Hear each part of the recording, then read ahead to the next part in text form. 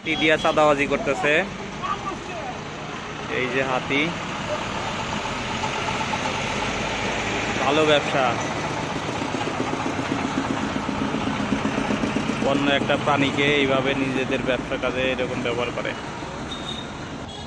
আগে আমাদের কলা গাছ ছিল, এসেই কোনো কথা না বলেই কলা গাছে হামলাই করতো। এখন ব্রিজ হওয়ার কারণে কলা গাছ উঠাই ফেলছে, যার কারণে এখন আর কলা গাছে আক্রমণ। এই দেখেন, এই যে একটা চাকরি দিল আটকায়া। দেখেন এই যে রাস্তার মধ্যে এরকম চাঁদাবাজি করতেছে। দেশে কি কোনো আইন নাই? এরকম বন্য পশু দিয়ে কি এরকম চাঁদাবাজি করা কি ঠিক? হ্যাঁ, তা তো অবশ্যই, মানুষ মনে তাই আইন নেই। এই যে এই যে যার এরকম তাহলে দিনে কত টাকা ইনকাম করে?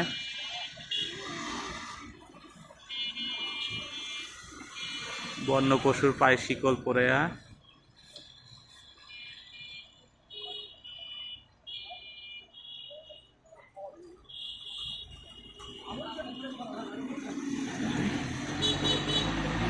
রেগুলার আসে, কয়েকদিন আগেও আসছিল এই রাস্তা দিয়ে।